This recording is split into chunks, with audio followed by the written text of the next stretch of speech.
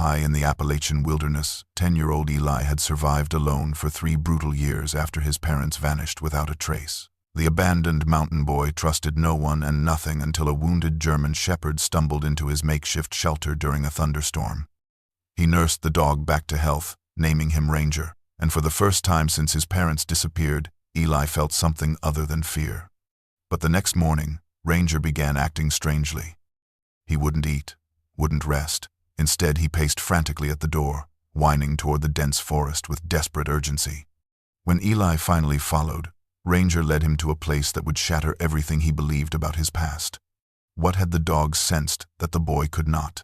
What secret had been buried in these mountains for 3 long years? And why had Ranger really come to find him? The rain hammered against the crude wooden walls of the small cabin like 1,000 angry fists, each thunderclap shaking the structure to its very foundation, as 10-year-old Eli Carver huddled beneath a threadbare blanket, his green eyes watching the single candle flame dance and flicker with every gust that forced its way through the gaps in the logs. He was small for his age, his frame wiry and lean from years of sparse meals and constant labor, his brown hair grown long and shaggy, falling into eyes that held a wariness no child should possess. 3 years he had survived alone in these Appalachian mountains, 3 years since his parents had walked into the forest one terrible night and never returned, leaving him with nothing but silence and the crushing weight of abandonment. He had learned to set snares and forage for berries, to purify water and mend his own clothes with clumsy stitches, to read the weather and the moods of the forest like a language only he could understand. Trust was a luxury he could not afford, and so he had avoided every hiker, every distant voice, retreating deeper into isolation until the loneliness became just another scar he carried. The storm outside was one of the worst he had seen, the kind that turned the creeks into torrents and brought trees crashing down without warning, and he had secured his shelter as best he could, checking his meager supplies and reinforcing the shutters with hands that had grown calloused beyond their years. It was during a brief lull in the tempest's fury, when the thunder rolled away to a distant rumble, that he heard it, a scratching at his door, weak but persistent, a sound that did not belong to the wind or the rain. His heart seized in his chest, and he reached for the hunting knife he kept always within arm's reach, the blade his father had given him on his 7th birthday. Slowly, cautiously, he lifted the latch and pulled the door open just a crack, peering into the darkness beyond. There, collapsed on his doorstep, lay a dog. It was a German shepherd, its magnificent coat a striking blend of silver gray and white now matted with mud and blood, a deep gash running along its side. The animal lifted its head weakly, its amber eyes meeting Eli's with an expression of such profound exhaustion and pain that something stirred in the boy's chest, something he had thought long dead. He hesitated, knowing that caring for this creature would mean sharing his precious food and water, risking his own survival for a stranger. But those eyes held him, mirrors of his own suffering, and before he fully understood what he was doing, he had grabbed the dog by its front legs and dragged its heavy body across the threshold and into the warmth of his small sanctuary. He worked through the night, cleaning the wound with rainwater he had collected, stitching the torn flesh with fishing line and a needle he had salvaged from his mother's old sewing kit, his small hands steady despite the gravity of the task. The dog remained still throughout, watching him with those intelligent amber eyes, and when the first gray light of dawn began to seep through the cracks in the shutters, the animal was still breathing, its side rising and falling in a steady rhythm. Eli sat back, exhausted, and studied the creature before him. There was no collar, no sign of an owner, just a wild and wounded thing that had found its way to his door. He decided to call the dog Ranger, for it had come from the wilderness like a guardian spirit, and as he spoke the name aloud, it was the first word he had directed at another living soul in longer than he could remember.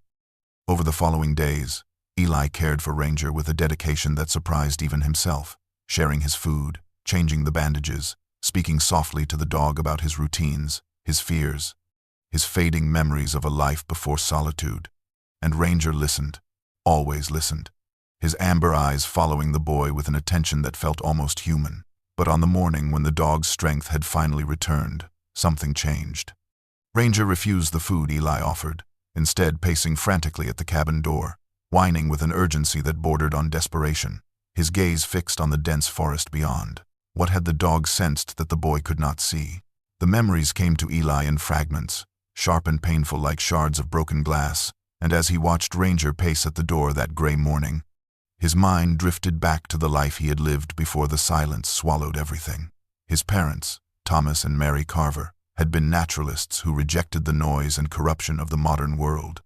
choosing instead to raise their son in a remote cabin deep in the Appalachian wilderness, where the nearest town was a full day's hike and the only visitors were the deer that grazed in the meadow and the hawks that circled overhead. His father had been a tall, quiet man with strong hands and a gentle voice, a man who could identify every bird by its song and every tree by the texture of its bark,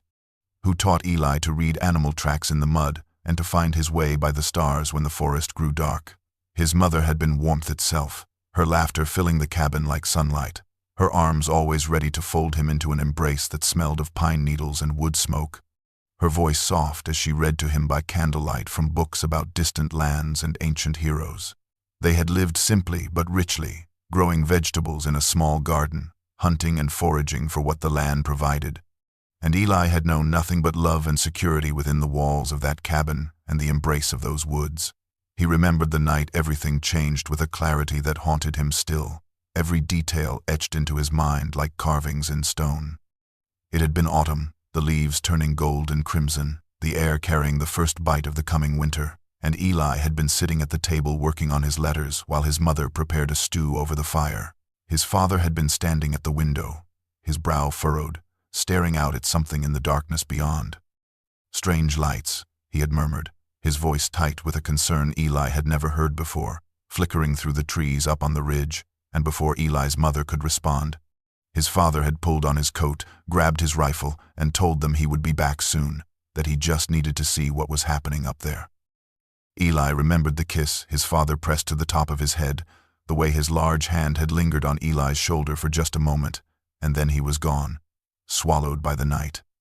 Hours passed, the stew grew cold, and his mother's pacing became frantic, her eyes darting to the door with every sound. Finally, she had knelt before Eli, her hands gripping his shoulders, her face pale but determined.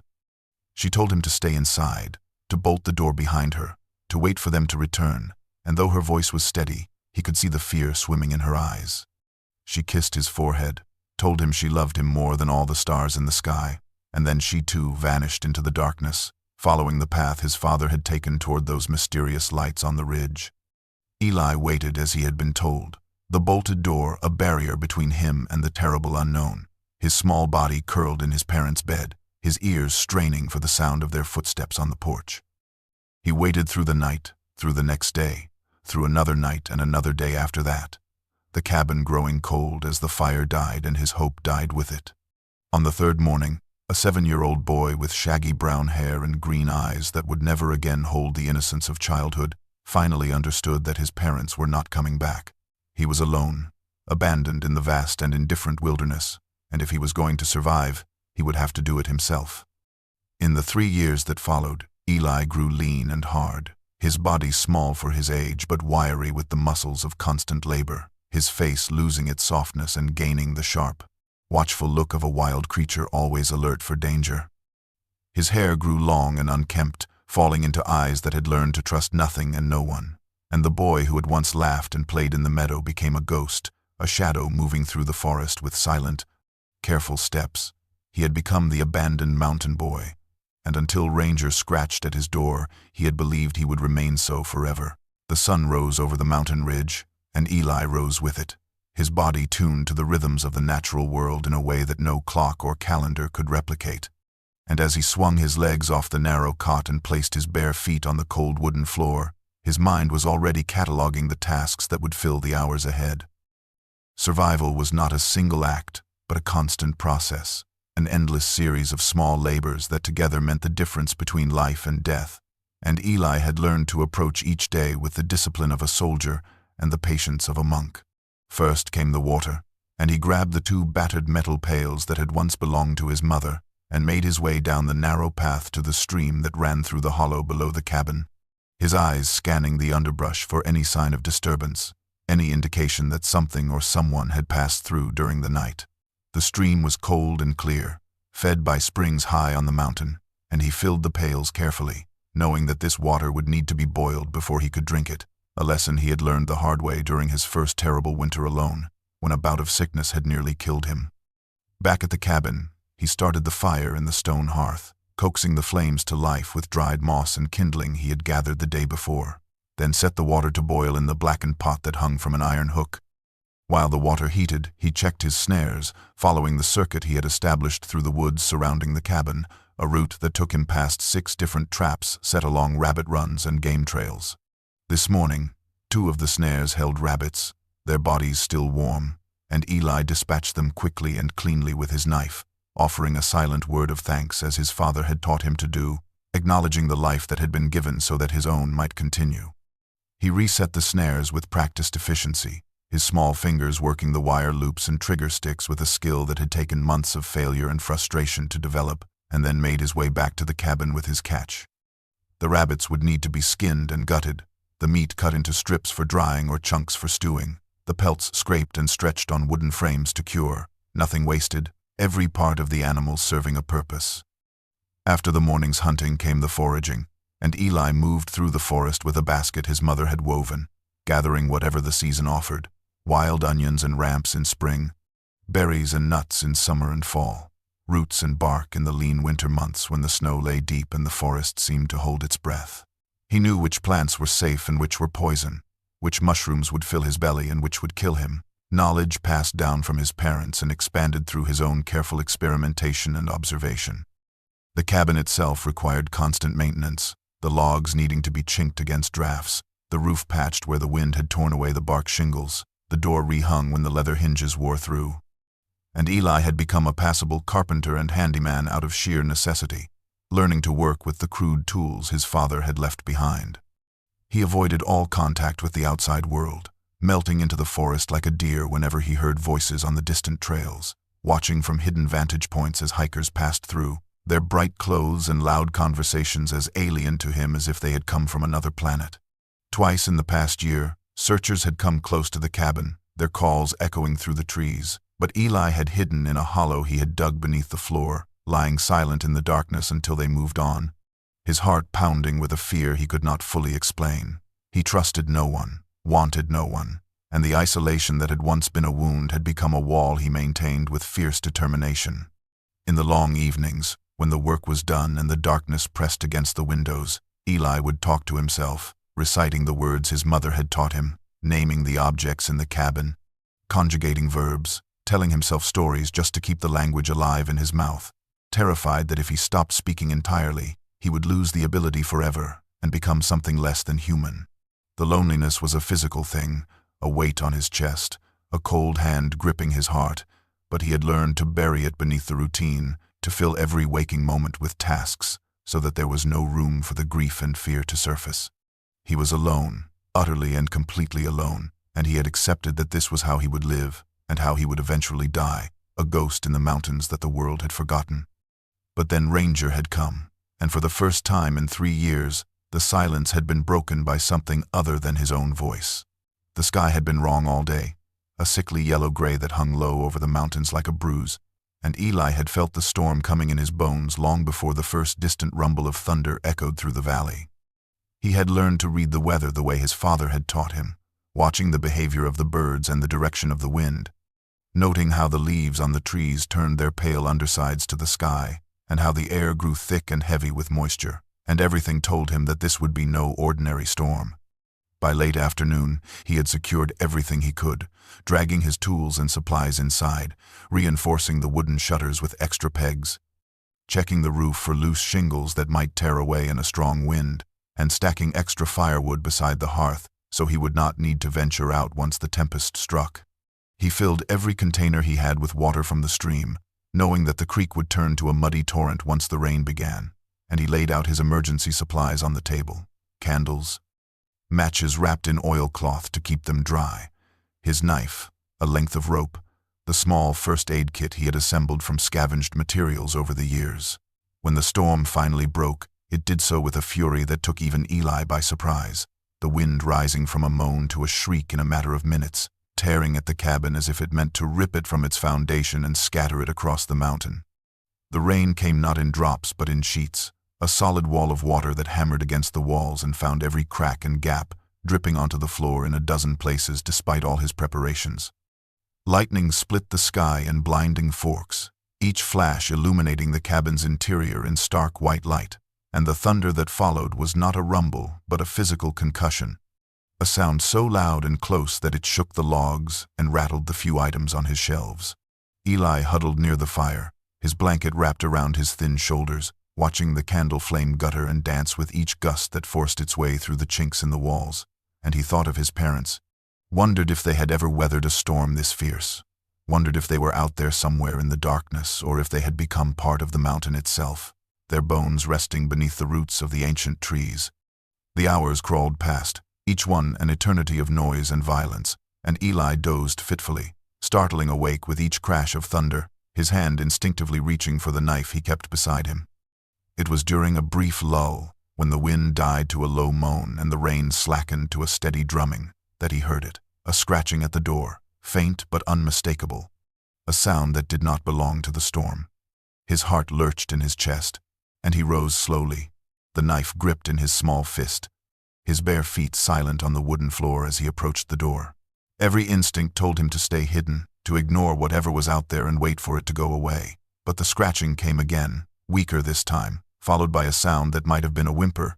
and something in that desperate, pitiful noise reached past his fear and touched the part of him that was still capable of compassion. He lifted the latch with trembling fingers and pulled the door open just enough to see, and there on his doorstep, collapsed in a heap of sodden fur and mud, lay a dog. It was a German shepherd, large and powerful even in its broken state, its coat a beautiful blend of silver gray and white, now matted with filth and dark with blood that seeped from a deep, ugly gash along its side.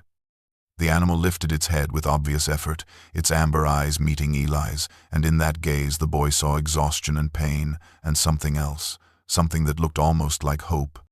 as if the creature had traveled a great distance to find this exact place at this exact moment. The storm raged on behind the dog, lightning flickering across the sky, but Eli no longer heard it. Eli stood in the doorway with the storm raging at his back, and the wounded dog lying at his feet, and for a long moment he did not move, his mind racing through calculations of survival that had become as natural to him as breathing. Caring for this animal would mean sharing his food, his water, his carefully rationed supplies, resources that were already stretched thin and would only become scarcer as winter approached. And he knew with cold certainty that every mouthful he gave to the dog was a mouthful he took from himself. He had learned to be ruthless in his self-preservation, to make hard choices without sentiment, to put his own survival above all else because there was no one left in the world who would do it for him. And the smart thing, the safe thing, would be to close the door and leave this creature to whatever fate the storm had in store for it. But as he looked down at the dog, at its labored breathing and the blood pooling beneath its body and the way its amber eyes gazed up at him with an expression that held no accusation and no demand, only a weary, desperate hope, something cracked open in his chest, something he had kept locked away for 3 long years. He saw himself in those eyes, saw the same pain and loneliness and stubborn will to live that had kept him going through the darkest nights and the hardest winters. And he understood in that moment that turning away from this suffering creature would mean turning away from some essential part of his own humanity, the part his parents had nurtured and loved, the part that made survival worth the struggle.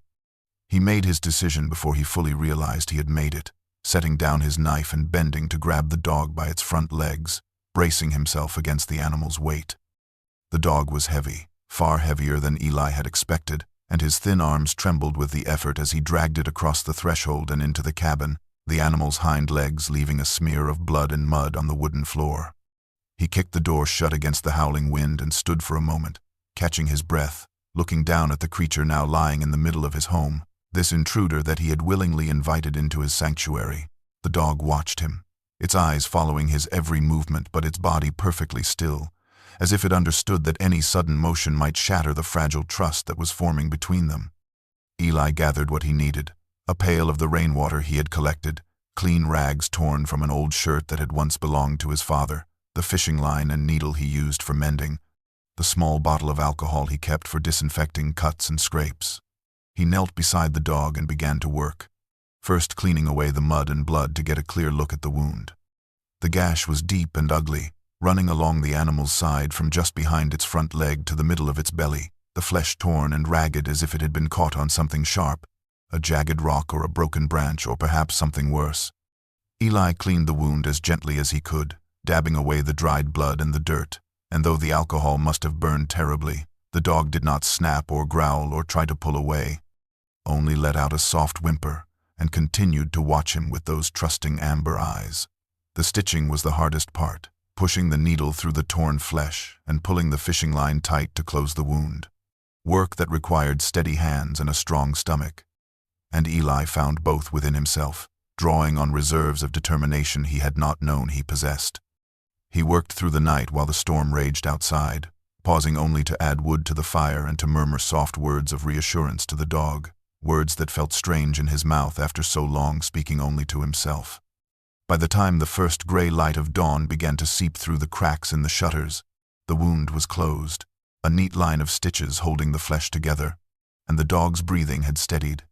Its eyes finally closing in exhausted sleep, Eli sat back on his heels, his hands aching and his body drained, but something warm flickered in his chest, a feeling he barely recognized.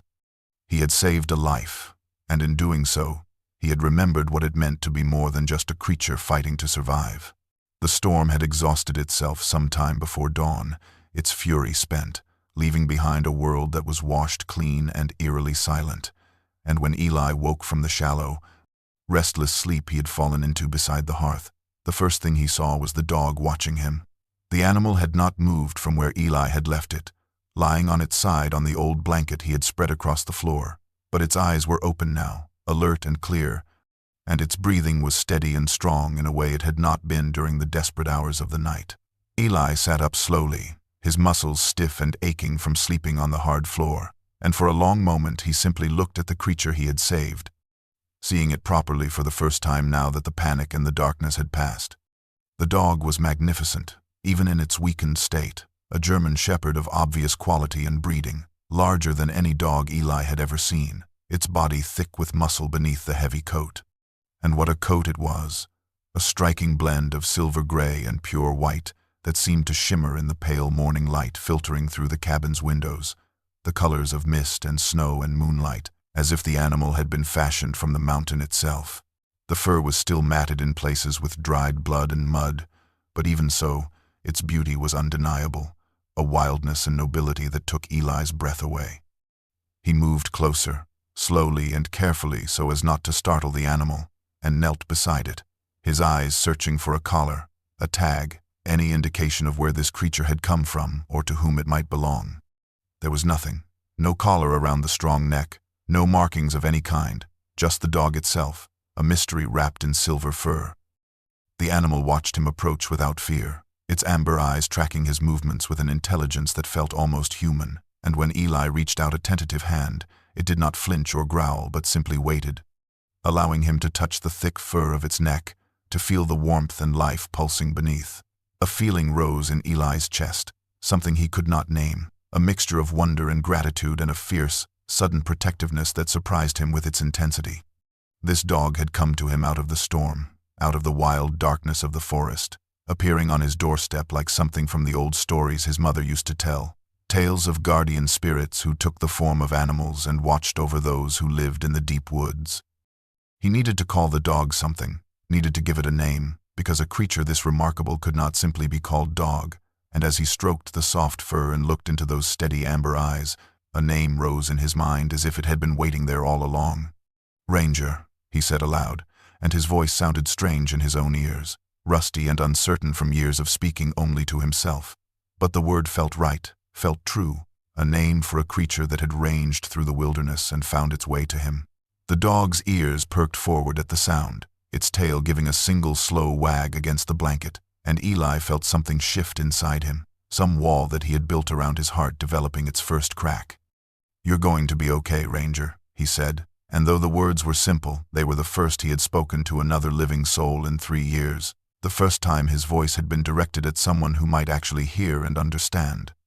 The dog held his gaze, and Eli could have sworn he saw something like acknowledgement in those amber depths, a recognition of the bond that was forming between them, fragile and new but real nonetheless.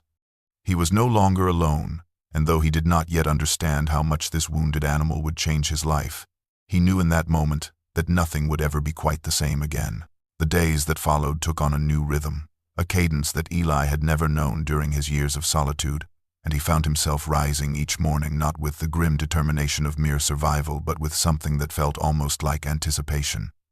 He tended to Ranger's wound twice daily, cleaning the stitches with boiled water and checking for any sign of infection, and each time he was rewarded by the evidence of healing, the flesh knitting together cleanly, the swelling receding, the dog's movements growing stronger and more confident with every passing hour. By the third day, Ranger was standing on his own, and by the fifth, he was following Eli out of the cabin, trailing behind him like a silver-gray shadow as the boy made his rounds of the snares and the stream and the foraging paths he had carved through the forest. At first, Eli found the constant presence unsettling, the weight of another creature's attention after so long alone, but he quickly discovered that Ranger was not a burden but a comfort, a steady presence at his side that made the vast wilderness feel somehow less empty and threatening. The dog moved with a quiet grace despite his healing injury, his paws silent on the forest floor, his ears always swiveling to catch sounds that Eli's human senses could not detect, and more than once he alerted the boy to the presence of deer or wild turkey before Eli had any idea they were near. He was a hunter, this dog, a creature of instinct and intelligence, and Eli recognized in him a kindred spirit, another soul who understood what it meant to live by wit and skill in a world that offered no mercy to the weak. But it was not just Ranger's practical value that changed things for Eli. It was the companionship, the simple fact of having another heartbeat in the cabin, another pair of eyes watching him, another living thing that depended on him and that he could depend on in return. He found himself talking to Ranger as he worked, explaining what he was doing and why, describing the proper way to set a snare or identify edible plants, and though he knew the dog could not understand his words, Ranger listened with such patient attention, his amber eyes fixed on Eli's face, his head cocked slightly to one side, that it felt like a real conversation, a genuine exchange between two minds. The words came easier each day, flowing out of him like water from a spring that had been blocked for too long, and with the words came other things, memories and fears and hopes that he had kept buried so deep he had almost forgotten they existed. He told Ranger about his parents, about his father's strong hands and gentle voice, and his mother's warm laugh, and the way she used to sing to him at night. And he told him about the terrible night they disappeared, and the years of loneliness that followed, and through it all, Ranger simply listened, his presence a comfort that required no response. Eli felt something changing inside him, something warming and loosening, like frozen ground beginning to thaw in the first days of spring, and he realized that the wall he had built around his heart, the wall that had kept him safe but also kept him isolated in a prison of his own making, was beginning to crack. He and Ranger began to move as a single unit, anticipating each other's movements, communicating through glances and gestures, and when they walked through the forest together, Eli no longer felt like a boy alone against the world, but like one half of a partnership, a team that was stronger together than either could be apart. He had forgotten what it felt like to trust another living creature, to let down his guard and allow someone into his life, but Ranger was teaching him to remember, one patient, steady day at a time. The morning began like any other, with Eli rising at first light and stirring the embers of the fire back to life, adding kindling and then larger pieces of wood until the flames crackled and danced, pushing back the chill that had crept into the cabin during the night. He prepared their breakfast as he always did now, a portion of dried rabbit meat for himself and a larger portion for Ranger, whose healing body needed the nourishment, and he set the dog's food down in the usual spot near the hearth, expecting Ranger to fall upon it with his typical quiet enthusiasm. But Ranger did not eat, did not even approach the food, and when Eli looked up from his own meager meal, he saw the dog standing at the cabin door, his body rigid, his ears pricked forward, his nose pressed against the crack where the door met the frame. Eli frowned, setting down his food and crossing the room to where Ranger stood, reaching out to stroke the dog's thick fur in the way that usually calmed him. But the animal did not respond to his touch, did not even seem to notice it, his entire being focused on something beyond the door, something in the forest that Eli could neither see nor hear. "Come on, boy," Eli said softly. "Eat your breakfast. You need to keep your strength up." But Ranger ignored him, and then the dog did something he had never done before. He began to pace, moving back and forth in front of the door in tight, agitated circles, his claws clicking on the wooden floor, a high-pitched whine rising from his throat. Eli watched with growing unease as the dog's agitation increased, the whining becoming louder and more insistent, and then Ranger began to scratch at the door, his powerful paws raking against the wood with a desperate urgency that left pale gouges in the weathered surface. "Hey, stop that," Eli said, his voice sharper now, reaching for the dog's collar to pull him away. But Ranger twisted out of his grip and turned to face him, and the look in those amber eyes made Eli take an involuntary step backward. There was no aggression in the dog's gaze, no threat, but there was an intensity that bordered on desperation, a fierce, burning need that seemed to reach out and grip Eli by the throat. Ranger barked, a single sharp sound that was almost like a command, and then he turned back to the door and barked again, looking over his shoulder at Eli as if to say, "Why are you not listening? Why are you not understanding what I am trying to tell you?" Eli stood frozen, his mind racing, and then a memory surfaced from somewhere deep, a story his father had told him years ago about the tracking dogs used by search and rescue teams. How they would behave when they caught a scent, how they would become single-minded and relentless, refusing food or rest until they had followed the trail to its end. His father had described exactly this behavior, the pacing and the whining and the insistent barking, and he had said that when a tracking dog acted this way, you trusted it, you followed it, because the dog knew things that humans could not know, sensed things that human senses were too dull to perceive. Eli looked at Ranger, at the rigid set of his body and the urgent gleam in his eyes, and he understood with a sudden, chilling certainty that this was not random anxiety, not a reaction to some passing animal or distant sound. Ranger had found something, had sensed something out there in the forest, and he was trying with every fiber of his being to make Eli understand that they needed to go, needed to follow wherever the trail led. The question was whether Eli had the courage to trust this dog, to leave the safety of his cabin and venture into the unknown on nothing more than the faith that Ranger knew what he was doing. He looked into those amber eyes, and he found his answer. Every instinct Eli had developed over 3 years of solitary survival screamed at him to stay, to close the door and return to the safety of his routines, to ignore the dog's strange behavior and wait for it to pass. But as he looked into Ranger's amber eyes and saw the desperate urgency burning there, he knew that he could not turn away from this, could not pretend that nothing was happening when every fiber of the dog's being was telling him that something out there demanded their attention. He had learned to trust Ranger over these past days, had come to rely on the dog's senses and instincts in ways he had never relied on another living creature, and if Ranger believed so strongly that they needed to go into the forest, then Eli would follow, no matter how much it frightened him. He moved quickly, gathering the supplies he would need for a journey of unknown length, pulling his father's old canvas pack from its hook on the wall and filling it with the essentials, a canteen of boiled water,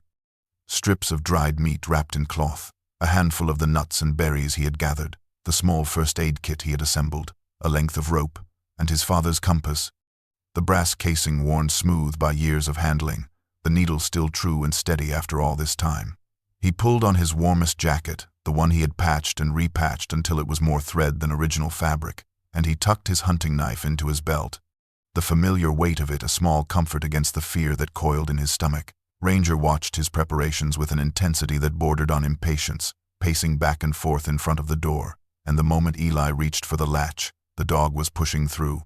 squeezing past him and bounding out into the gray morning light, pausing only to look back and ensure that the boy was following. They plunged into the forest, leaving the cabin behind, and Eli felt a sharp pang of anxiety as his home disappeared from view, swallowed by the dense undergrowth and the towering trunks of ancient trees, but he pushed the feeling down and focused on following Ranger, on keeping the dog's silver-gray form in sight as it wove through the forest with a purpose and direction that left no doubt it knew exactly where it was going. The terrain grew more difficult as they traveled, the gentle slopes near the cabin giving way to steeper hillsides covered with loose rock and tangled roots, and Eli had to use his hands to climb in places, grabbing onto branches and stones to haul himself up inclines that Ranger scaled with effortless grace. They crossed streams swollen with recent rain, the water icy cold and fast-moving, and they pushed through thickets of rhododendron and mountain laurel so dense that Eli could barely see the sky above him, the branches scratching at his face and arms and catching at his clothes. He had explored the forest around his cabin extensively over the years, had mapped it in his mind, and knew its paths and landmarks as well as he knew the lines on his own palms. But Ranger was leading him beyond those familiar boundaries now, into wilderness he had never seen, territory that felt older and wilder, and more dangerous than anything he had encountered before. The trees here were massive, their trunks so thick that 3 men could not have linked arms around them, and the undergrowth was sparse in places. The forest floor covered with a thick carpet of moss and fallen leaves that muffled their footsteps, and gave the place an eerie, cathedral-like silence. Ranger moved through this ancient landscape with unerring confidence, pausing every few minutes to look back at Eli with those intense amber eyes, making sure the boy was still there, still following. And each time Eli met his gaze and nodded, and the dog turned and continued on, leading them deeper and deeper into the unknown. Hours passed, the sun climbing higher in the sky and then beginning its descent toward the western peaks, and still they walked, Eli's legs burning with exhaustion and his breath coming in ragged gasps. But he did not ask to stop, did not complain, because he could see that Ranger's urgency had not diminished. And whatever waited at the end of this journey was important enough that the dog would not rest until they found it. The sun had passed its zenith and was beginning its slow descent toward the western ridges when Ranger suddenly changed direction, veering off the faint game trail they had been following and plunging into a wall of vegetation so thick and tangled that Eli could not see more than a few feet ahead. He hesitated at the edge of this green barrier, his instincts warning him that forcing his way through such dense undergrowth was dangerous, that he could become disoriented or injured or trapped. But Ranger had already disappeared into the tangle, and Eli could hear him moving ahead, the rustle of branches and the soft pad of his paws on the forest floor growing fainter with each passing second. He took a deep breath and pushed forward, using his arms to shield his face from the whipping branches, thorns catching at his clothes and scratching at his skin. And for several long minutes he was lost in a world of green confusion, unable to see the sky or the ground or anything but the endless press of leaves and limbs around him. Then, without warning, the vegetation fell away, and Eli stumbled out into open space, blinking in the sudden brightness, and what he saw made him stop dead in his tracks, his breath catching in his throat. He stood at the entrance to a hidden valley, a place he had never known existed despite his years of exploring the wilderness around his cabin. A bowl of land carved into the mountains and concealed from the outside world by the steep ridges that surrounded it and the impenetrable brush that guarded its only entrance. The valley floor was covered with tall grass and wildflowers that swayed in the gentle breeze, and a small stream wound through its center, the water glinting silver in the afternoon light. But it was not the natural beauty of the place that seized Eli's attention and held it. It was what stood at the valley's heart. An old mining operation lay before him, abandoned and decaying, the rusted skeletons of machinery rising from the grass like the bones of ancient beasts. Conveyor belts and ore carts and structures whose purposes Eli could not even guess at, all of them surrendered to the slow, patient work of time and weather. Buildings had collapsed in on themselves, their roofs fallen and their walls leaning at precarious angles, and everywhere Eli looked he saw the evidence of neglect and abandonment, as if the people who had worked here had simply walked away one day and never returned. At the far end of the operation, set into the base of the ridge, was the mine entrance itself, a dark square mouth in the rock face that had been boarded over with heavy timbers, the wood weathered to a silver gray that matched the stone around it. Ranger was already halfway across the valley, moving through the tall grass with a speed and determination that spoke of absolute certainty, and as Eli watched, the dog reached the mine entrance and began to pace back and forth in front of it, his whining rising to a pitch that Eli had never heard from him before, a sound of such desperate urgency that it made the hair on the back of the boy's neck stand up. Eli started forward, his legs moving almost without conscious thought, drawn by the dog's distress and by a growing sense that whatever had brought Ranger to this place, whatever the dog had sensed from miles away, lay behind those weathered boards. The mining equipment loomed around him as he walked, casting long shadows across the valley floor. And the silence was profound, broken only by the whisper of the wind and the sound of Ranger's increasingly frantic cries. Something had happened here, something important, and as Eli approached the boarded-up entrance with his heart pounding in his chest and his mouth dry with a fear he could not name,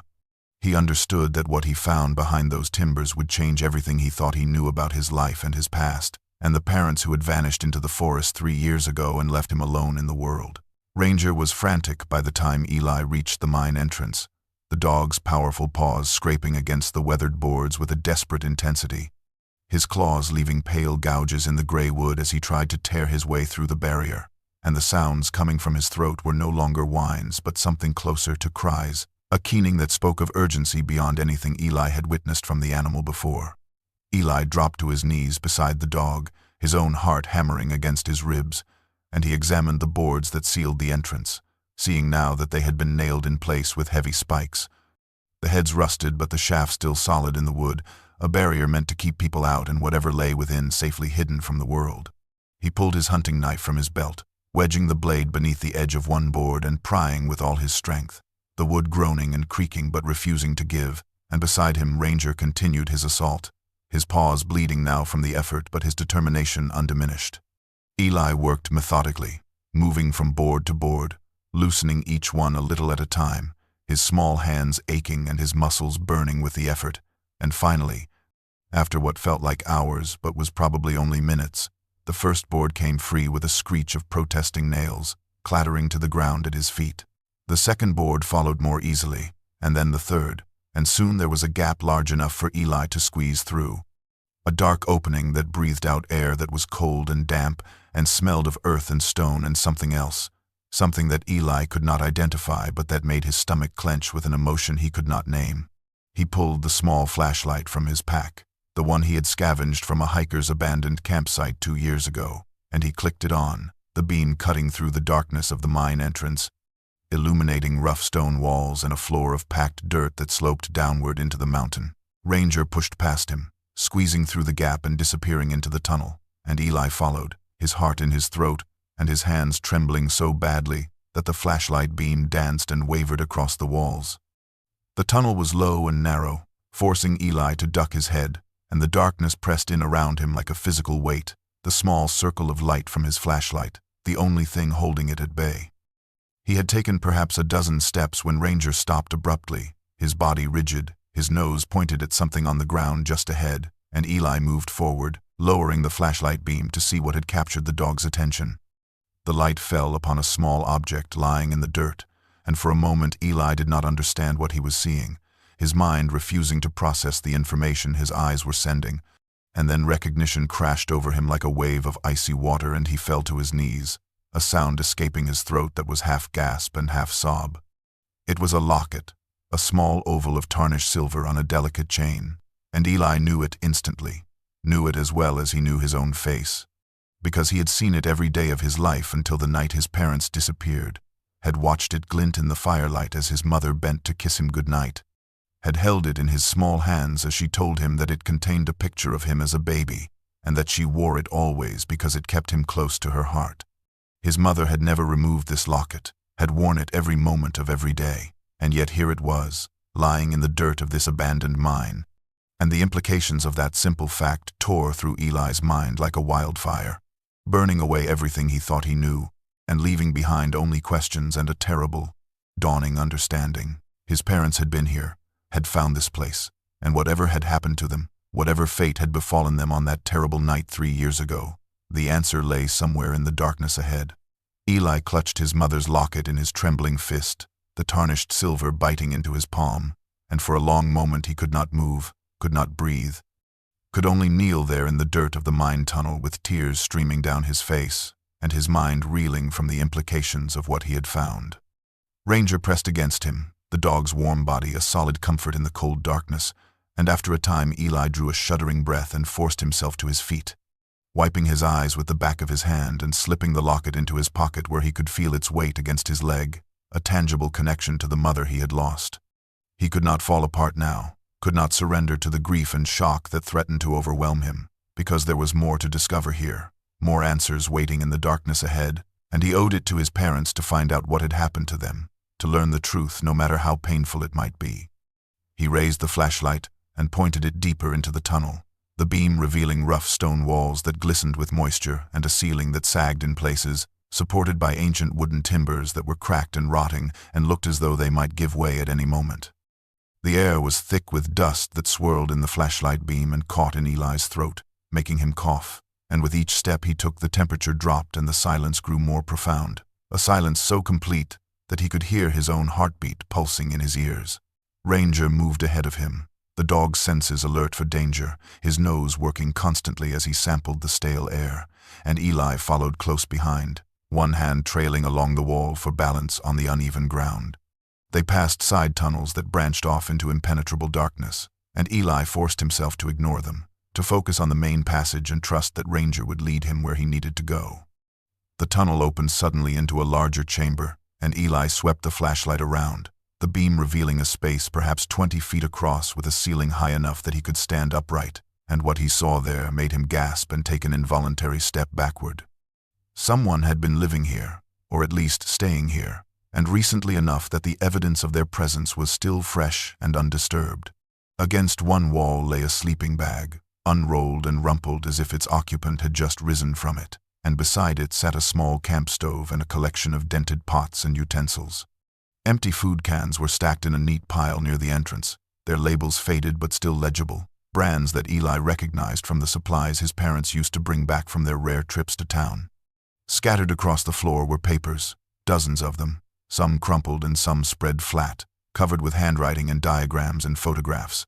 And Eli's heart lurched in his chest because even in the dim light he recognized that handwriting, the neat, precise script that his father had used when making notes in his nature journals. He fell to his knees among the papers, his hands shaking as he gathered them up, his eyes scanning the words and images without fully comprehending them, and beside him Ranger whined softly, sensing his distress. Someone had been here, someone connected to his parents, and the presence of these supplies and papers suggested not a brief visit but an extended stay, weeks, or perhaps even months of hiding in this dark place beneath the mountain.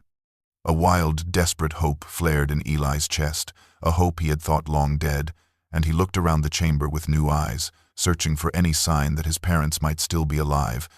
might be somewhere in these tunnels waiting for him to find them, and the hope was so intense it was almost painful. Eli forced himself to set down the scattered papers, knowing that he needed to understand the full scope of what his parents had been doing here before he could piece together what had happened to them. And as he rose to his feet, Ranger was already moving again, padding across the chamber toward the far wall where a section of the tunnel had partially collapsed, a jumble of fallen rock and splintered timber that blocked the passage ahead. The dog sniffed at the edges of the collapse, his body tense with that same urgent energy that had driven him all day, and then he began to dig, his powerful paws sending small stones and dirt flying behind him as he worked at a gap between the rubble and the wall. Eli joined him, pulling away loose rocks and broken boards, his hands quickly becoming scraped and bloody from the rough edges, and slowly a small opening emerged, a space just large enough for Eli to squeeze through if he turned sideways and held his breath. Ranger went first, wriggling through the gap with surprising agility for such a large dog, and Eli followed, the rocks pressing against his chest and back, his heart pounding with a mixture of claustrophobia and anticipation. And then he was through, tumbling out into another chamber that his flashlight revealed to be larger and more carefully organized than the one they had just left. This was not a makeshift camp, but a deliberate workspace, a hidden room that someone had taken great pains to conceal and to equip for serious investigation. Wooden crates lined the walls, their lids removed to reveal contents that made Eli's breath catch in his throat. Stacks of documents bound with rubber bands, folders thick with photographs and maps, scientific instruments that he recognized from his father's work as a naturalist, water testing kits and soil sampling equipment and meters for measuring things Eli did not understand. He moved through the chamber in a daze, his flashlight beam sweeping across the evidence of his parents' secret work, and everywhere he looked he saw his father's handwriting,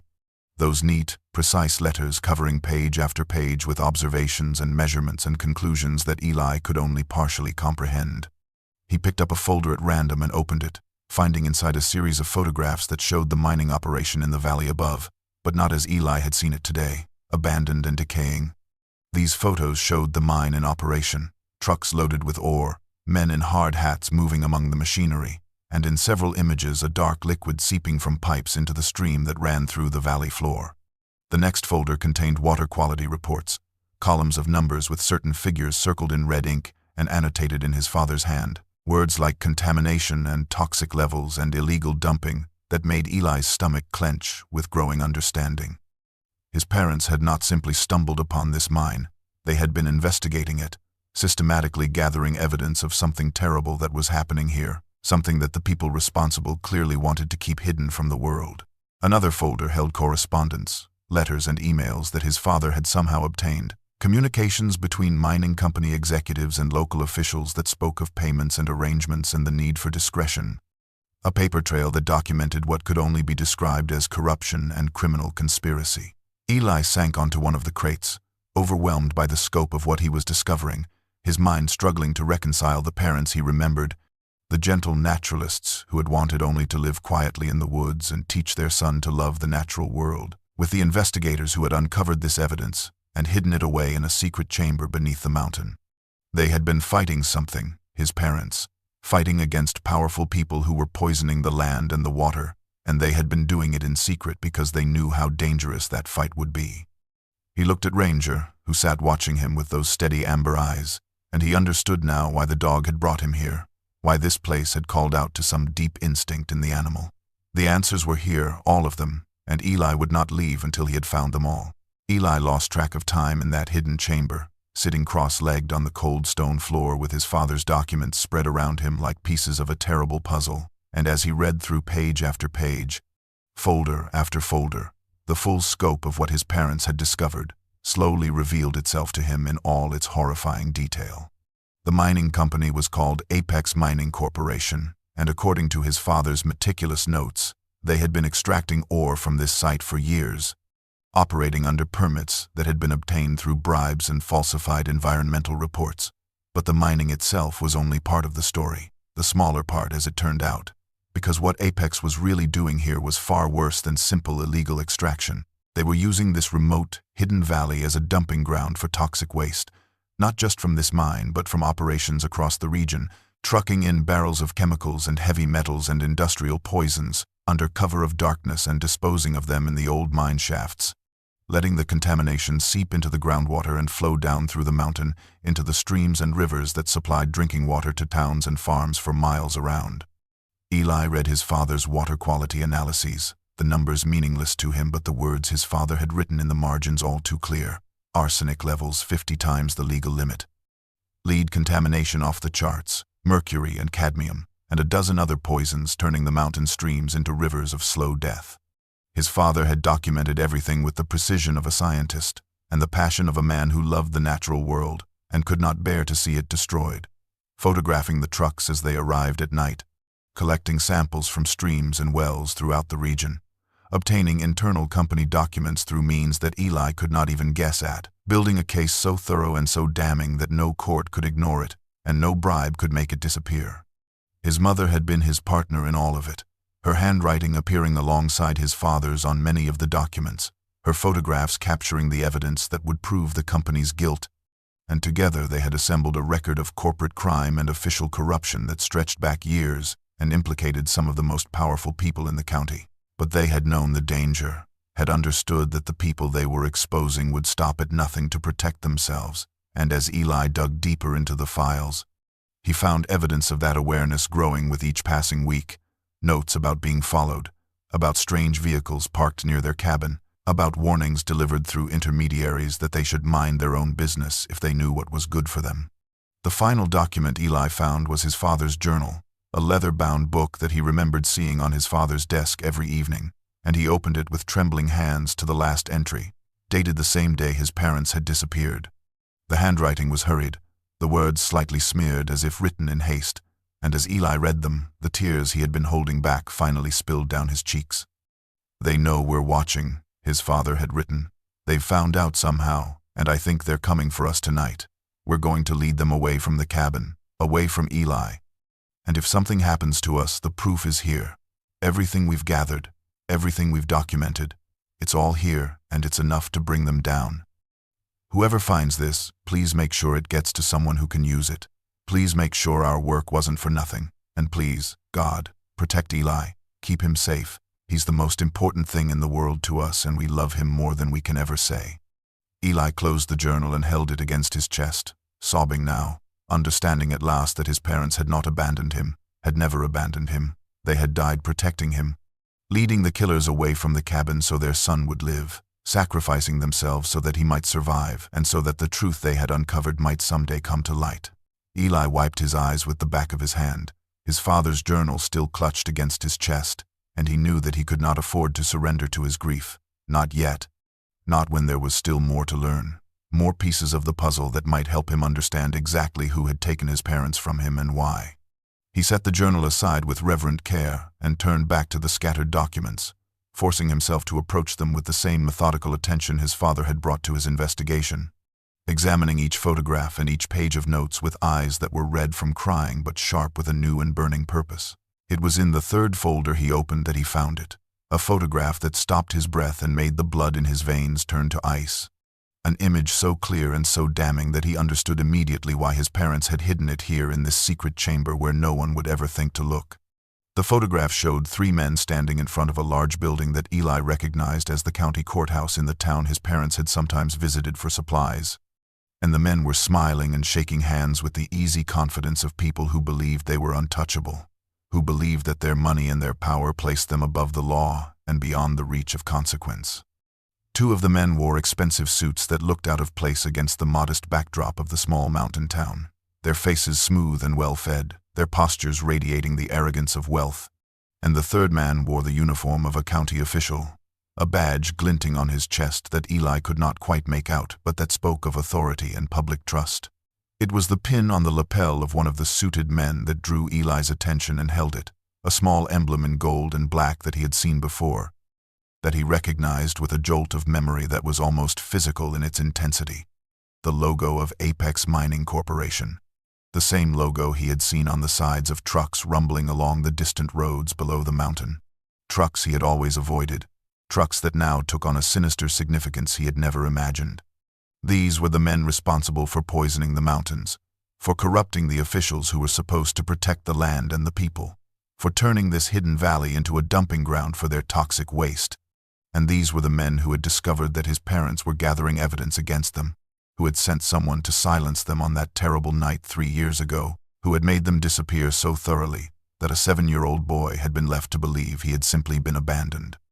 Eli stared at the photograph, memorizing every detail of those smiling faces, the cut of their suits, the way they stood with their shoulders back and their chins raised, so certain of their own invincibility.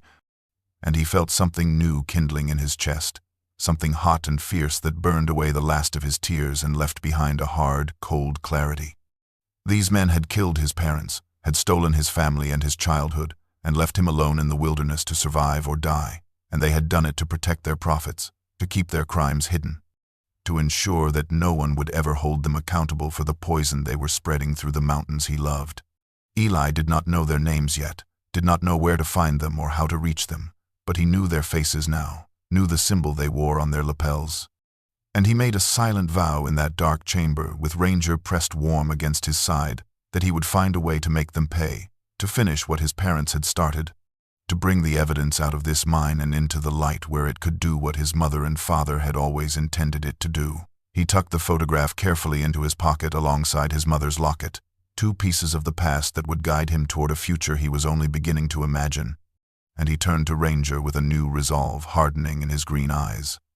Eli was still staring at the photograph, his mind churning with questions and plans, and a rage that felt too large for his small body to contain, when he became aware that Ranger had moved away from his side and was no longer pressed against him in that comforting way that had become so familiar over the past days. He looked up, his hand instinctively going to his knife, and saw the dog standing in the far corner of the chamber, his nose pressed to the ground, his powerful body rigid with the same intense focus he had displayed at the cabin door when this journey began. Ranger began to dig, his front paws working at the loose earth with a determination that sent dirt and small stones flying behind him, and Eli rose to his feet and crossed the chamber to see what had captured the dog's attention now, what new secret this hidden place still held. The soil in this corner was different from the rest of the chamber floor, looser and darker, as if it had been disturbed more recently than the hard-packed dirt elsewhere. And as Ranger dug deeper, his claws scraped against something solid, something that produced a dull metallic sound that echoed in the confined space. Eli knelt beside the dog and helped him clear away the remaining earth, his fingers brushing against cold metal, and together they unearthed a box, a small chest made of steel with a hinged lid and a simple latch that had been left unlocked. Eli's hands trembled as he lifted the box from its hiding place and set it on the ground before him, and he could feel Ranger watching him, could sense the dog's patient certainty that this was what they had come here to find, that this was the final piece of the puzzle that would make everything else make sense. He opened the latch and raised the lid, and inside he found more documents, more photographs, more evidence of Apex Mining's crimes, but these were different from the others, more carefully selected and organized, as if someone had gone through all the materials in the chamber and chosen the most important, the most damning, the pieces that would be enough on their own to bring the whole corrupt enterprise crashing down. Beneath the documents lay an envelope, and Eli's heart clenched when he saw his name written on the front in handwriting he recognized instantly. Handwriting he had not seen in 3 years, but that he would know anywhere, the graceful loops and curves of his mother's script. He picked up the envelope with hands that shook so badly he could barely hold it, and he opened it carefully, as if it were made of glass, and drew out the single sheet of paper inside. The note was brief, written in haste like his father's final journal entry, but every word was clear, and every word struck Eli like a blow to the chest. For Eli, when he's old enough, his mother had written, "If you're reading this, then something has happened to us and we're sorry, so sorry that we couldn't be there to watch you grow up, to teach you and protect you and love you the way you deserve to be loved. We did this because we had to, because the mountains and the streams and the people who depend on them were being poisoned, and we couldn't stand by and let it happen, couldn't pretend we didn't know when we had the power to stop it. We knew the risks, and we accepted them, but we never stopped thinking about you, never stopped hoping that somehow you would be safe, and that someday you would understand why we did what we did. The evidence in this box is enough, Eli, enough to expose them all, but you have to get it to someone who can use it, someone who won't be bought or frightened off. Find Sheriff Dawson in Ridgeway. She's honest and she's brave and she was our friend. She can be trusted. We love you, Eli, more than all the stars in the sky, more than all the trees on the mountain, more than anything in this world, always and forever, Mom and Dad."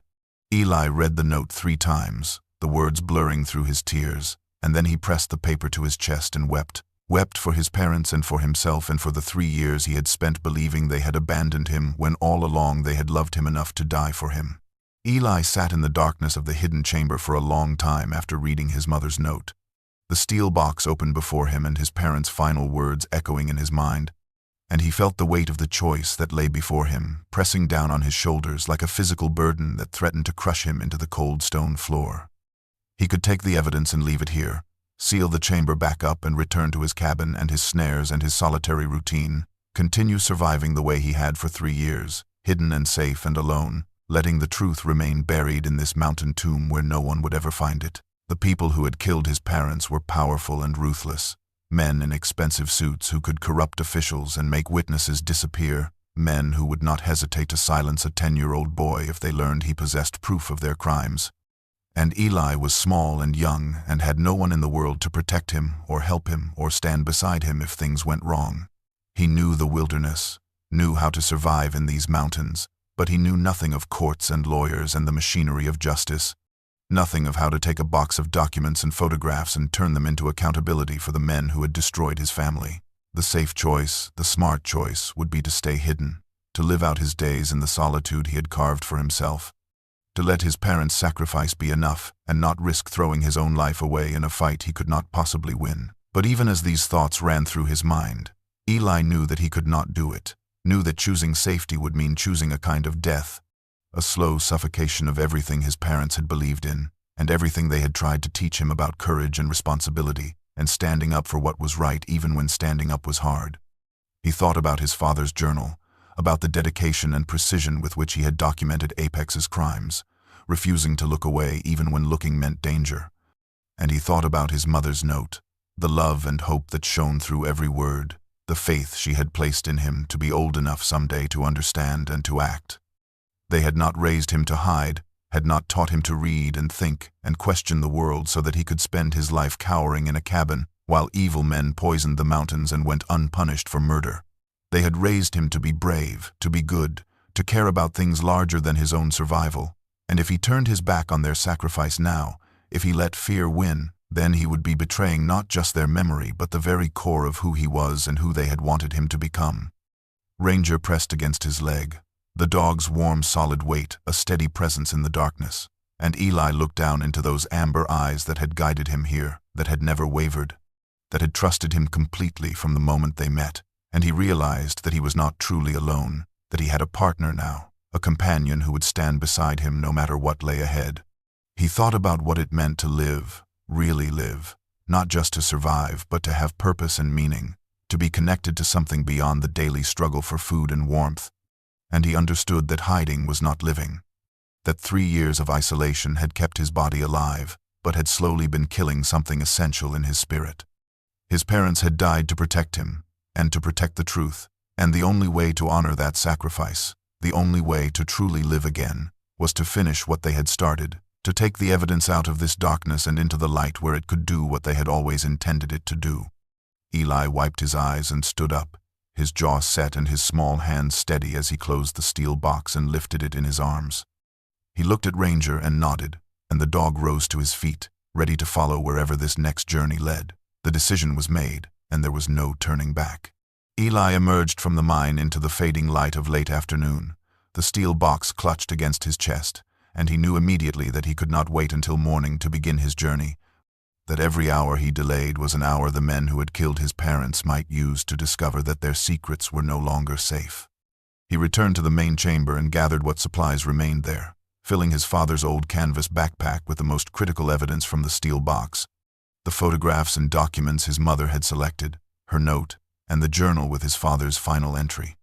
And he added the canteen of water and the remaining dried meat he had brought from the cabin,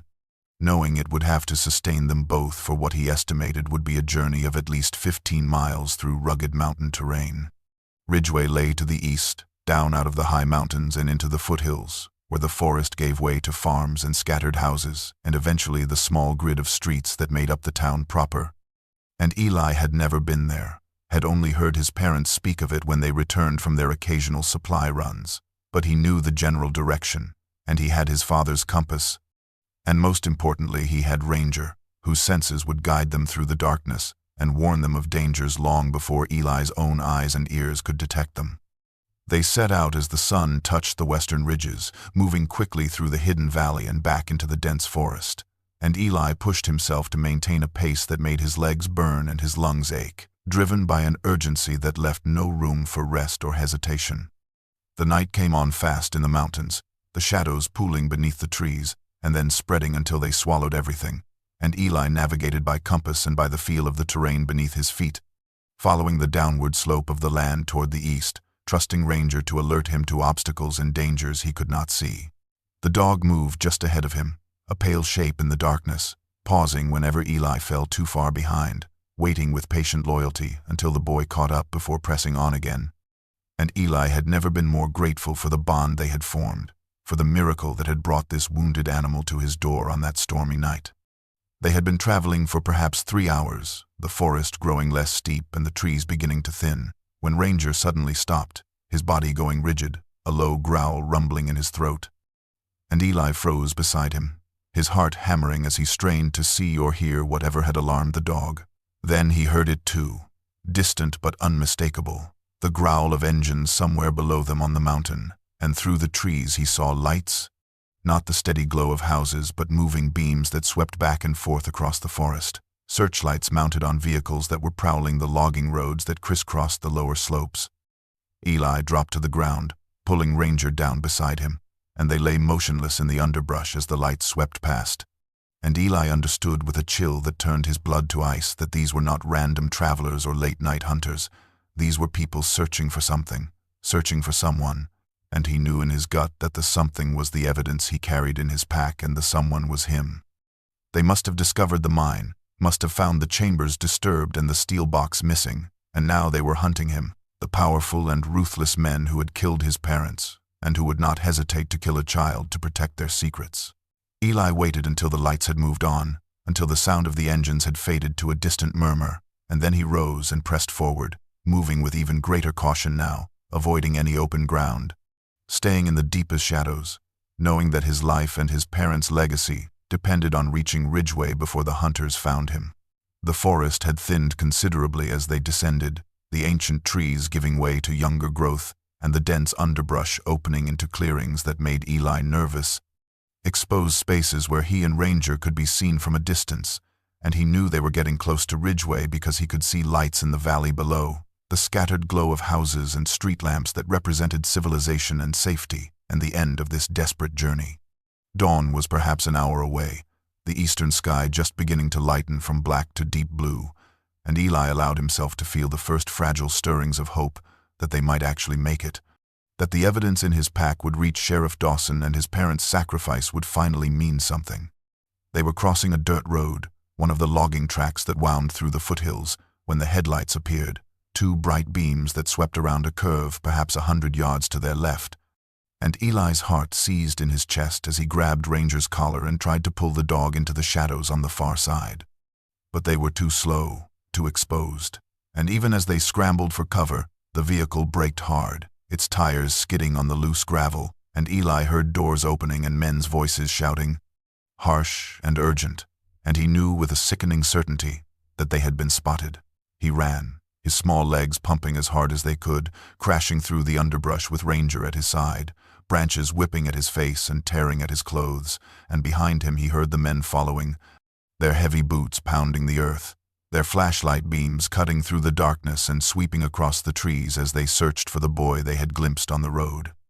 Eli's lungs burned and his legs screamed with fatigue, the pack on his back suddenly feeling like it weighed 100 pounds. But he did not slow down, could not slow down. Because the men were gaining on him, their longer strides eating up the distance, and he could hear them crashing through the brush just behind him. So close, he imagined he could feel their breath on the back of his neck. Ranger ran beside him, stride for stride, the dog's presence the only thing keeping Eli from surrendering to the panic that clawed at his mind, and then the ground disappeared beneath his feet and he was falling. Tumbling down a steep embankment in a cascade of rocks and dirt, his body bouncing off roots and stones until he landed hard at the bottom, the breath knocked out of him, and pain shooting through his shoulder where he had struck a rock. He lay stunned for a moment, gasping for air, and then Ranger was there, nudging him with his nose, whining softly, urging him to move, and Eli forced himself to his hands and knees and looked around,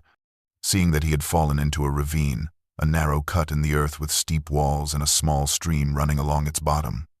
Above him, he heard the men reach the edge of the embankment, heard their cursing as they shone their flashlights down into the darkness, and Eli pressed himself against the base of the wall, pulling Ranger close, his hand wrapped around the dog's muzzle to keep him silent. There was an overhang just above them, a shelf of rock and tangled roots that created a small shadowed space invisible from above, and Eli crawled beneath it, dragging Ranger with him, the two of them wedging themselves into the narrow gap and lying motionless, barely breathing, as the flashlight beams swept over the ravine just inches from their hiding spot. The men searched for what felt like hours, but was probably only minutes, their voices frustrated and angry, arguing about which way the boy had gone, whether he had continued down the ravine or climbed out the other side, and Eli pressed his face into Ranger's fur and prayed harder than he had ever prayed for anything, that they would not find him, that the darkness and the overhang would keep him hidden just a little longer. Finally, the voices began to fade, the flashlight beams moving away, and Eli heard the men climbing back up to the road, heard their truck doors slam and the engine roar to life, and then they were gone, the sound of the vehicle disappearing into the distance, and Eli let out a shuddering breath and allowed himself to believe that he might actually survive this night. Eli climbed out of the ravine on trembling legs, his body aching from the fall, and his shoulder throbbing where it had struck the rock. But he forced himself to keep moving, to push through the pain and the exhaustion because he was so close now, so close to finishing what his parents had started, and he would not let the men in the black truck or his own failing body stop him when safety lay just a few miles ahead. Ranger stayed pressed against his side as they walked, the dog limping slightly from the rough descent but refusing to fall behind, his loyalty unwavering even now, and Eli drew strength from that steadfast presence, letting it carry him forward when his own reserves had long since been depleted. The sky lightened by degrees as they descended the final stretch of hillside, the deep blue giving way to pale gray and then to the soft pink and gold of dawn. And through the thinning trees, Eli could see Ridgeway spread out below him, a small town nestled in the valley where the mountains finally gave way to gentler country, its streets arranged in a neat grid around a central square with a church steeple rising above the rooftops and smoke curling from chimneys as the residents began to wake. It looked peaceful and ordinary, the kind of place where nothing bad could ever happen, And Eli felt tears prick at his eyes as he realized that this was what his parents had been trying to protect. Not just the mountains and the streams, but the people who lived here. The families who drank the water and breathed the air and trusted that someone was looking out for them. He entered the town from the north, moving cautiously along the quiet streets, staying in the shadows of buildings and fences, too wary after the night's pursuit to simply walk openly, even though the logical part of his mind told him that he was probably safe here, that the men hunting him would not risk exposing themselves in a populated area in broad daylight. He found the sheriff's office easily, a small brick building on the main square with a sign out front and 2 patrol vehicles parked along the curb, and he stopped across the street, his heart pounding as he stared at the door that stood between him and the completion of his mission. He was terrified, more frightened than he had been in the mine or the ravine, or even when the men in the truck had chased him through the forest, because this was the moment when everything would be decided, when he would find out if his mother's faith in Sheriff Dawson was justified, or if he had risked his life carrying the evidence to someone who could not or would not help him. He waited for what felt like hours, crouched behind a parked car with Ranger beside him, watching the office for any sign of movement. And then a vehicle pulled up, a sheriff's department SUV that parked in front of the building, and a woman stepped out. She was older, perhaps in her 50s, with silver-streaked hair pulled back in a practical ponytail and a face that was weathered but strong, marked by years of sun and wind and the kind of hard decisions that came with wearing a badge in a small town where everyone knew everyone else. Her eyes were sharp, missing nothing as she scanned the square with the automatic vigilance of a trained law officer. But there was kindness there too, a warmth that Eli could see even from across the street. And he knew with a certainty that went beyond logic that this was the woman his mother had written about, the one who could be trusted. He stood up on legs that shook so badly he could barely walk, and crossed the street toward her, Ranger at his heels, and the woman turned at the sound of his footsteps, her hand moving instinctively toward her sidearm, before she saw that it was just a boy, a small, dirty, exhausted boy with a dog and a backpack and eyes that were far too old for his young face. Eli stopped in front of her and forced himself to speak, his voice cracking from disuse and emotion. "My name is Eli Carver," he said, and Sheriff Dawson's face went white, her sharp eyes widening with a shock so profound that she reached out and grabbed the hood of her vehicle to steady herself. And Eli understood in that moment that she had known his parents, had probably searched for him after they disappeared, had believed for 3 years that he was dead and buried somewhere in those endless mountains. Sheriff Dawson stood frozen for a long moment, her hand still gripping the hood of her vehicle, her eyes searching Eli's face as if looking for proof that he was real and not some ghost conjured by guilt and grief. And then she seemed to collect herself, the shock retreating behind a mask of professional calm as she glanced quickly around the square, her sharp gaze, noting every parked car and every window that might hold watching eyes. "Inside," she said, her voice low and urgent, and she placed a hand on Eli's shoulder and guided him toward the door of the sheriff's office, her touch gentle but firm, the touch of someone who understood that this boy had just walked out of the wilderness carrying something dangerous and that every second they stood exposed on the street was a second too long. Ranger pressed close to Eli's legs as they entered the building. The dog's hackles slightly raised as he surveyed this new environment, but he seemed to sense that they were finally safe, that this woman with the kind eyes and the badge was someone who could be trusted, and he allowed himself to relax just slightly as Sheriff Dawson led them through a small reception area and into her private office at the back. She sat Eli down in a chair across from her desk and immediately began moving around the room, closing blinds, locking the door, her movements quick and efficient, and then she knelt in front of him and looked into his eyes with an intensity that made Eli want to cry. 3 years, she said softly. 3 years I thought you were dead, thought whoever took your parents had taken you too, and I'm so sorry, Eli. I'm so sorry I stopped looking. I should have known, should have kept searching until I found you." She stood abruptly and crossed to a small refrigerator in the corner, pulling out a bottle of water and a wrapped sandwich, and she pressed them into Eli's hands with instructions to eat and drink while she looked at what he had brought. Eli devoured the food without tasting it, his starving body taking over, and he watched as Sheriff Dawson opened his father's backpack and began to spread the documents across her desk, her expression growing darker and more troubled. With each photograph she examined, each page of notes she read, her jaw tightening and her eyes hardening until she looked like a completely different person from the woman who had knelt before him moments ago. She read his father's journal last, and when she finished, she sat back in her chair and stared at the ceiling for a long moment, and Eli could see her hands trembling slightly where they rested on the arms of her chair. "Your parents were heroes," she said finally, her voice thick with emotion. "They died trying to protect this town, these mountains, and by God, I'm going to make sure their sacrifice means something." She picked up the phone on her desk and began making calls, speaking in hushed, urgent tones to people Eli could not identify, using words and phrases he did not fully understand. But he caught enough to know that she was reaching out to people she trusted, people outside the county who could not be bought or intimidated by Apex Mining and its allies, people who had the power to take the evidence his parents had gathered and turn it into justice. Between calls, she explained to Eli what would happen next, how the documents would need to be authenticated and the photographs verified, how investigators would need to interview him about where he had found the evidence and what he had observed, how the case would likely go to federal prosecutors because the local officials were too compromised to be trusted. "It will take time," she warned him. "These men have money and lawyers and connections, and they will fight with everything they have. But this evidence is solid, Eli. It's exactly what we need.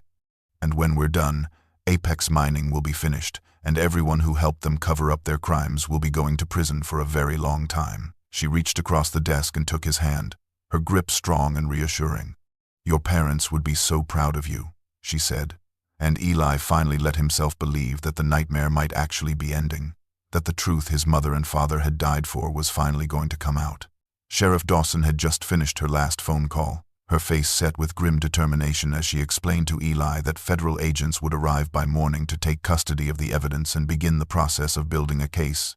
When the sound of vehicles pulling up outside made her stop mid-sentence and move quickly to the window, peering through the gap in the blinds with narrowed eyes. Eli watched her posture stiffen, saw her hand move instinctively to the weapon at her hip, and he felt ice spread through his veins as he understood that the men who had hunted him through the forest had not given up, had followed him here to this small town, and were now coming to finish what they had started. 3 black SUVs had parked in front of the sheriff's office, their windows tinted so dark that nothing inside was visible, and as Eli watched from behind the sheriff's desk, the doors opened and men began to emerge, men in expensive suits who moved with the easy confidence of people accustomed to power and the exercise of it, people who believed that money and influence could solve any problem and silence any threat. The man who stepped out of the lead vehicle was tall and lean, with silver hair swept back from a face that was handsome in a cold, polished way, like a sculpture carved from marble. And Eli recognized him instantly from the photograph in his father's files, recognized the pin on his lapel with its distinctive gold and black logo, and he felt his stomach clench with fear and hatred as he realized he was looking at one of the men directly responsible for his parents' deaths. Sheriff Dawson turned from the window and looked at Eli, her expression calm, but her eyes burning with a fierce protectiveness that made him feel slightly less terrified. "Stay here," she said, her voice steady. "Do not come out, no matter what you hear, and keep Ranger with you," and then she was gone, striding through the door to the reception area and closing it firmly behind her, leaving Eli alone with his dog and the evidence spread across her desk.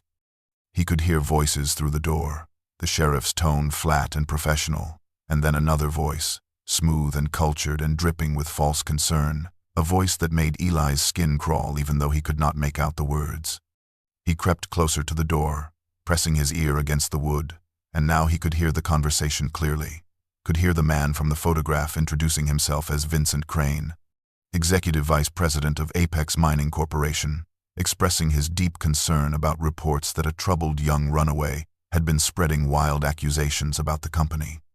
"The boy is clearly disturbed," Crane was saying, his voice oozing sympathy and reasonableness. "He's been living alone in the wilderness for years, no parents, no supervision, no contact with reality. And I'm afraid he's constructed an elaborate fantasy in which our company is somehow responsible for his situation.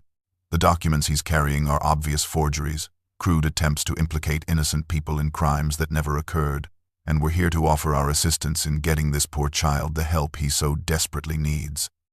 Eli felt rage boiling up inside him, rage at the smooth lies and the false concern and the casual dismissal of everything his parents had suffered and died for, and he wanted to burst through the door and scream the truth in Crane's smug face, but he forced himself to stay still, to trust Sheriff Dawson, to wait. The sheriff's response was immediate and unequivocal, her voice hard as steel as she informed Crane that the evidence was being processed according to proper legal procedures, and that any attempt to interfere with that process would be met with immediate arrest. And Eli felt a surge of gratitude for this woman who stood between him and the monsters who had destroyed his family. There was a long silence, and when Crane spoke again, his voice had changed, the smooth veneer cracking just slightly to reveal something cold and dangerous beneath. "I hope you understand what you're doing, Sheriff," he said, and though the words were mild, the threat behind them was unmistakable. "I hope you understand that there are powerful people involved here. People who do not appreciate being inconvenienced. People who have ways of dealing with those who make trouble for them." Eli pressed closer to the door, his heart hammering, and through the crack he could see Crane's face, could see the cold fury in those pale eyes. And he understood with chilling clarity that this man would stop at nothing to protect himself, that he would destroy anyone who stood in his way, and that the danger was far from over. The sun had barely set when the lights went out, plunging the sheriff's office into sudden and complete darkness, and in the silence that followed, Eli heard Sheriff Dawson curse softly under her breath as she reached for the flashlight on her belt and clicked it on, the beam cutting through the blackness and illuminating her face, which had gone hard and cold with the understanding of what was happening. "They've cut the power," she said, her voice calm but tight, and a moment later she picked up the phone on her desk and held it to her ear, then set it down with a grim shake of her head, confirming what Eli had already guessed, that the phone lines were dead too, that Crane and his men had severed their connection to the outside world and were now moving to finish what they had started. She crossed to the window and peered through the blinds, and Eli saw her jaw tighten as she scanned the street outside, and he knew without asking that the black SUVs were out there,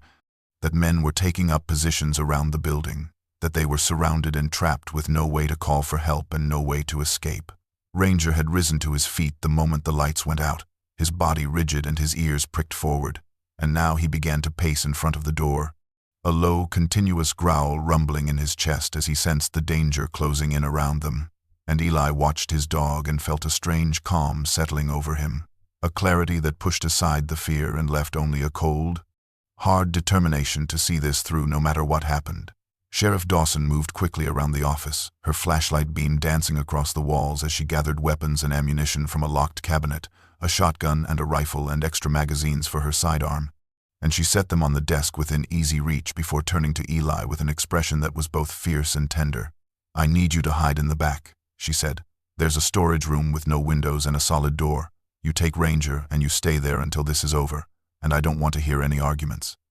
But Eli shook his head, surprising himself with the firmness in his voice as he told her that he was done hiding, that he had hidden for 3 years while the men who killed his parents walked free, and he would not hide anymore, not now, not when hiding meant leaving her alone to face them. Sheriff Dawson stared at him for a long moment, and something shifted in her eyes, a recognition of the steel that had formed in this boy during his years alone in the wilderness. And she nodded slowly and handed him the flashlight, telling him to stay low and stay quiet, and to keep Ranger close. The hours that followed were the longest of Eli's life, a stretched-out eternity of darkness and silence broken only by the soft sounds of movement outside, footsteps on gravel, whispered voices, the occasional scrape of metal against metal that might have been weapons being readied. Ranger stood at the door like a statue, his growl never ceasing, his amber eyes fixed on the entrance as if he could see through the wood to the men beyond. And Eli crouched behind the desk with his hand on the dog's back, drawing strength from that warm, solid presence, that unwavering loyalty that had brought him this far and would not abandon him now. Sheriff Dawson moved between the windows, peering out through the blinds, tracking the positions of the men outside, and she spoke occasionally in a low voice, explaining to Eli what she saw. 3 men at the front, 2 at the back, probably more that she couldn't see, professional and patient, waiting for the right moment to make their move. Eli asked her what they were waiting for, and she was quiet for a moment before answering, her voice heavy with the truth she did not want to speak. "They're waiting for the town to go to sleep, for witnesses to disappear, for the darkness to get deep enough that no one will see what happens here." The night wore on and still they waited, sheriff and boy and dog, 3 figures in the darkness holding their ground against the forces arrayed against them. And Eli thought about his parents and the choice they had made 3 years ago, to lead the killers away from their son, to sacrifice themselves so that he might live,